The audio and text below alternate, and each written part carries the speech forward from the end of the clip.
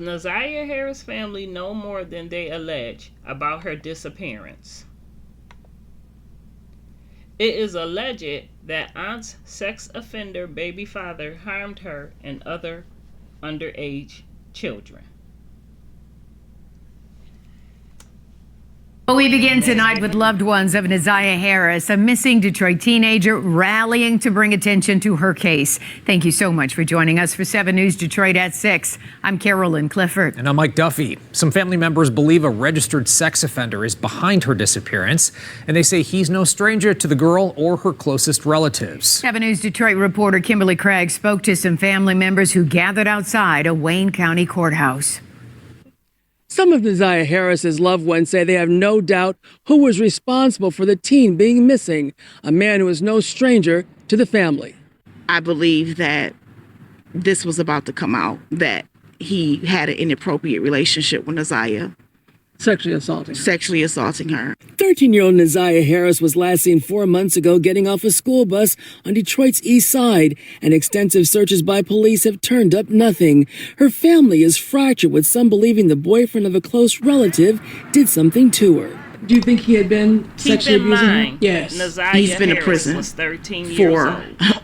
being a child. The 41-year-old man some of Neziah's relatives believe is responsible is a registered sex offender. He spent about 10 years in prison for sexually assaulting a child. We're not naming him. Us as parents, we have to be more aware of what our children are doing, where they're at all places, at all times. Charged in Neziah's case, but he had a close relationship with one of her relatives. Yeah, I believe that he did do something to her. I believe he was involved. 2 months after Neziah seemingly disappeared, a teenager went to Detroit police to report that same man sexually assaulted her in 2015 when she was just 7 years old.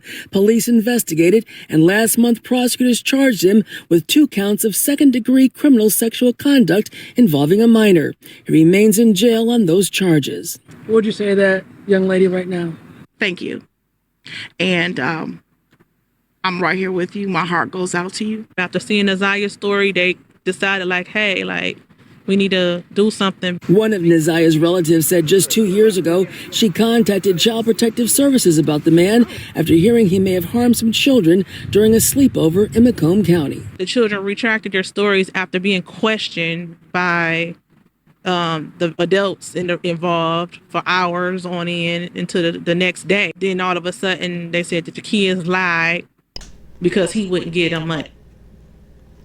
This beautiful baby that needed love and guidance. Jarvis Butts appeared in court on charges in the ziyahHarris case and allegedly other cases involving minor children as well. It is alleged that he gave a 4-year-old chlamydia. Jarvis Butts in court Friday afternoon. He's the man charged in connection with the homicide of ziyahHarris. The 13-year-old girl disappeared on January 19th.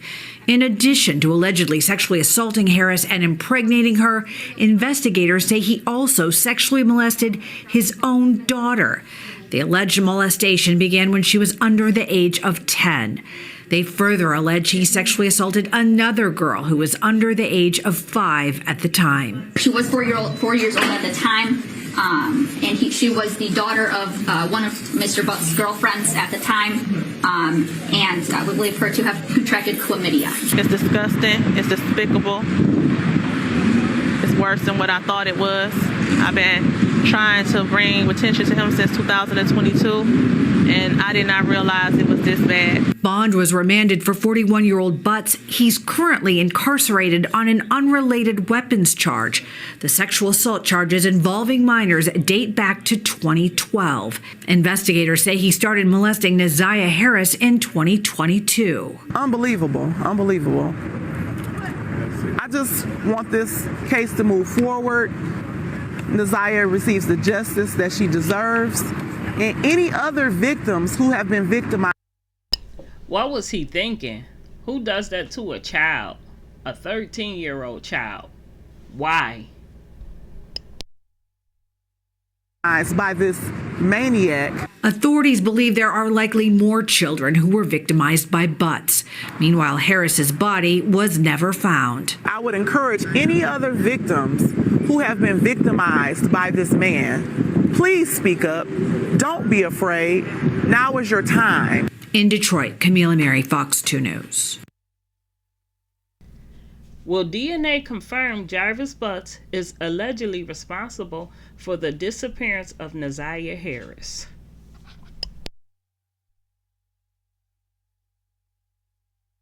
Testimony from another child today alleging sexual abuse by the same man accused of killing 13-year-old ziyahHarris. And we're learning of new DNA analysis that could determine whether Jarvis Butts goes on trial for murder. Sean Lay following today's hearing for us. And Sean, this chilling case, it just keeps getting worse and worse as we learn more. Chilling is a good way of putting it. Stomach turning also. Every witness, every hour here at the court. Here's what's new about this today. This is the first time we're hearing the voice of Jarvis Butts. He is 41 years old. He is accused of the sexual abuse and murder of a 13-year-old girl named ziyahHarris. She was related to one of Butts' many girlfriends, and he called Ziyah his niece. The teen was last seen with Butts after school last January 9th. Then ziyahHarris went missing. Police brought Butts in for this interrogation during a search for her, where Butts told police everything he knew about the girl was on his cell phone that police seized during a search warrant. You have to listen very closely to pick up what Butts is saying, but he says he has nothing to hide. Everything is in my phone. Y'all have possession of my phone. Take a look at it. Go through it. So I don't know what that's about. I don't know why she said. Why isn't he speaking as loud as he was speaking in those text messages to Ziyah, a 13-year-old child?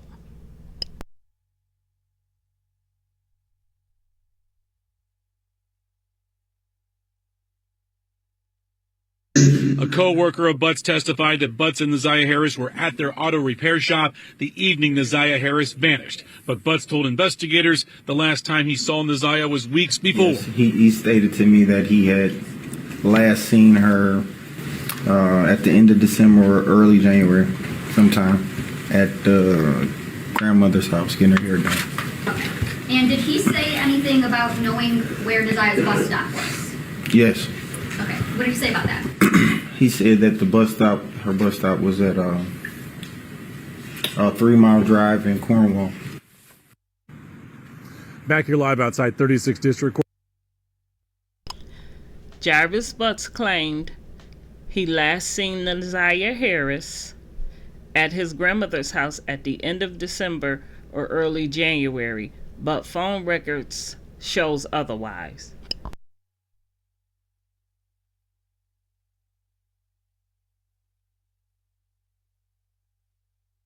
Court, keep in mind, everyone, this is not a trial. It's a preliminary examination to see if a judge will move Butts on to face a murder and sexual assault trial.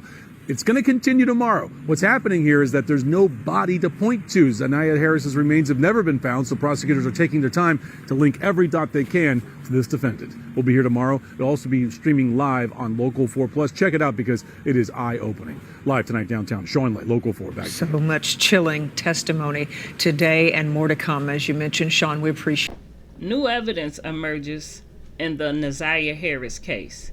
It is alleged that Jarvis Butts impregnated 13-year-old ziyahHarris, then searched his phone for abortion methods.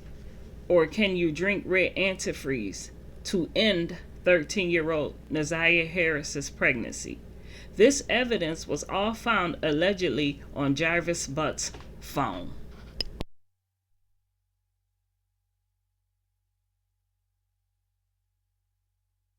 As chilling new evidence was presented in the case. Jarvis Butts faces multiple charges involving multiple abuse victims. He's charged with Harris's murder, even though her body has never been found.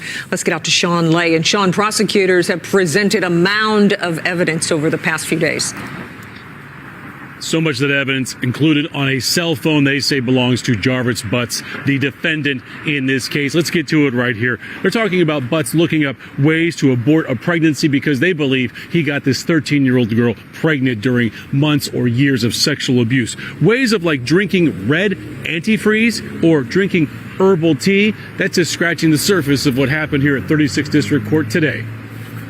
New right now, this is 42-year-old Jarvis Butts, and prosecutors are laying out horrific details that Butts allegedly is an incredibly dangerous and damaging child sexual predator. He already has been bound over to face trials for the sexual abuse of one minor and another young girl who just happens to be his own daughter. Now we come to the crushing case of ziyahHarris, just 13 years old, took this selfie last January 9th while she was at school. She is smiling and waving and saying hello. But little did she know that she was really saying goodbye. Goodbye, because Harris's Instagram messages show Jarvis Butts, who considered himself the girl's uncle but was not, made plans to pick her up from her bus stop after school that day. She was never seen or heard from again. Prosecutors say she was murdered, and Butts, who had an ongoing relationship with this 13-year-old girl, killed her because he got her pregnant, and if that came to light, so would the sexual abuse of this little girl. This is very much like the sad case of Zion Foster, allegedly sexually assaulted by her own cousin, killed, her body dumped, and never found. ziyahHarris's body has never been found. But in court this week, Assistant Wayne County Prosecutor Tina Ripley has carefully laid out evidence from skilled DPD investigators. Pay close attention to the judge's words. The case regarding a trial, and the one thing I had highlighted in pink is the quote, "In this case, there was no physical evidence such as bloodstains or a weapon leading defendant to Joyce's death. In this case, we don't have the same facts or circumstances. I do agree this is a circumstantial case, and circumstantial evidence is sufficient for a bind over and even conviction. Today is January 9th, 2025, exactly 1 year, from the day ziyahHarris disappeared. Before I get into the charges, and the main charge of premeditated first-degree murder, I have to speak on ziyahHarris and the community who failed her. And I am only presented with certain evidence. I don't know the whole story. The attorneys know more than me, the family knows more than me, but from what I have heard over the last 4 days and 5 days total, is that several people failed her. I don't know where her mother is. I don't know anything other than that she was forced to live in a home where she was not protected or given the adequate attention and love. I don't know where her father is. I don't have any mention of him in her life, no presence. To Cordell, aka King, and all the men who saw Jarvis Butts hanging out and always around these young girls, including Ziyah. And his 9-year-old daughter going up to the shop to clean up his shop.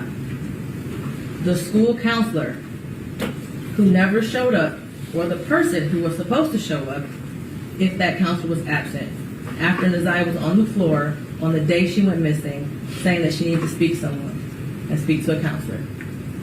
There's no mention of CPS, but I wonder what their involvement was over the years, because this was not just a 1-year thing. There are text messages at least from 2022. To her adoptive grandmother, Annette Harris, whose testimony, in my opinion, was very questionable. I understand why the people put her on the stand to establish Ziyah's residence and the houses on Bedford and the regular routine, to establish also that Ziyah was not a runaway child, that she was not a bad kid. I do believe she adopted Ziyah. I do believe that she had 6 kids in the house. I believe that Ziyah had on a dark hoodie the day she went missing, and that she had on red and black Nikes that day. What is hard to believe is that the defendant never came into the house as she testified. And there was also a minor that testified that he did as well. Text messages that show between him and Ziyah that he did in the basement, saying he was going to the shower, stealing her panties. He was always lurking around that house and asking for Janiyah and Zaniyah, from what I know. I even thought about the breakfast routine and saying that all the kids like eating breakfast at school. Did they have a choice? I don't know.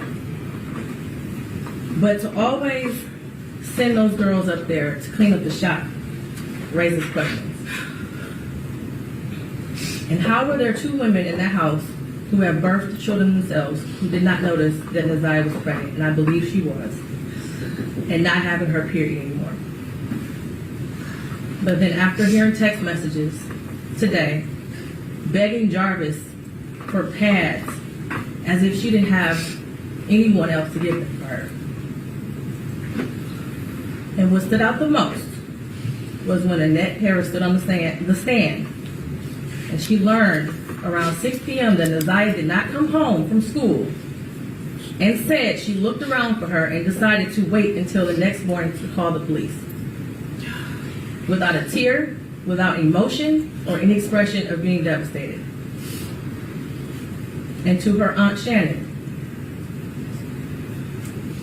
who also showed no emotion, expression of being devastated from Neziah going missing. She stated that she had friends help look for Neziah, but was directed to just wait until the morning to call the police. A grown woman who likely suspected something strange going on didn't feel the need to call the police either.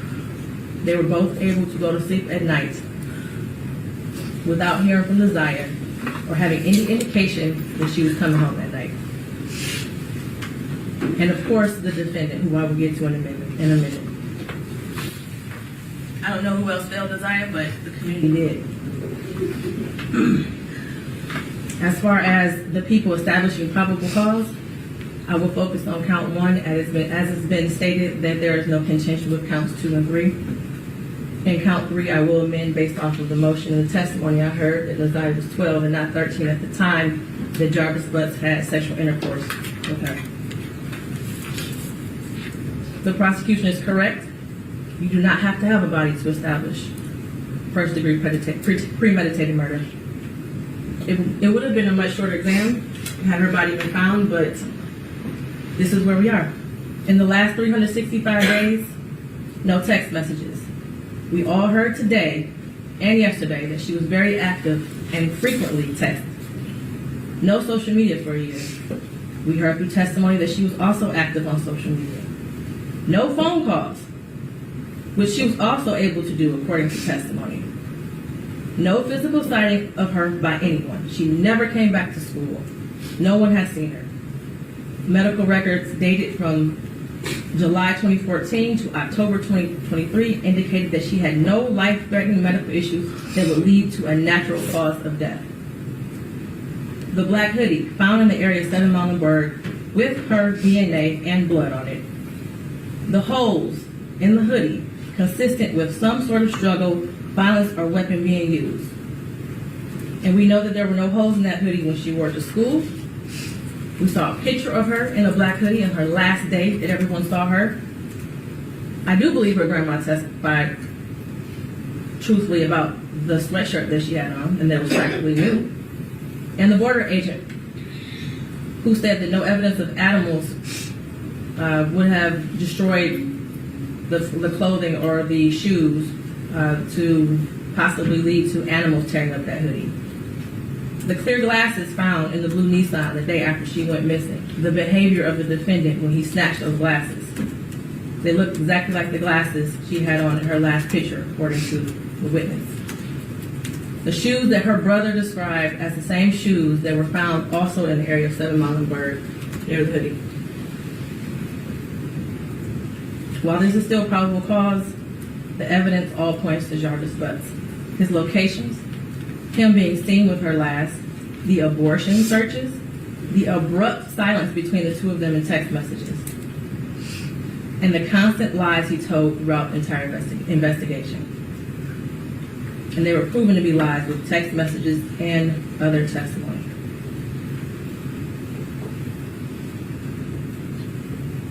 We may never know what happened, but from what I heard today and over the last 4 or 5 days, it appears he intended to perform what he thought was a do-it-yourself abortion on Neziah and went south, and instead of seeking medical attention for her, he intentionally killed her and tried his best to cover it up. As much as I want her to be alive today, there is at least probable cause to show and believe that she's dead and that she was murdered by Jarvis Butts. Mr. Butts, stand up. You've been sitting over there for 4 days with your head down, sitting between and behind your attorneys with your mask on and taking vigorous notes. I want you to pay attention and just listen to everything I have to say. I have been trying to figure out for the last 5 days, you. At one point, I thought you were cognitively impaired in the beginning of this exam.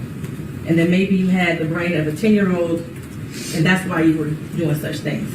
But as I heard more and more testimony, you're just the true definition of a pedophile. Watching you laugh and brag about all the women you have with different women and the children and the girlfriends, and making babies to groom them, and having them in your presence, and cleaning up your shop, and the little girls around you, has landed you here today. You groomed Neziah. You played mind games with her. We all heard that. You controlled her emotionally. She was exposed to so much at such a young age. The text messages between you two were disgusting to hear. And to think that she had you saved in her phone as bae for life. Neziah deserves so much more. And while I mentioned other people that failed her, Jarvis Butts, you are the monster in this whole picture. She did deserve love from her parents and everyone who was in her life. She was ignored, she was neglected, and you took complete advantage of that. She wanted someone to love her, and she will never know what that feels like. Your children deserve more.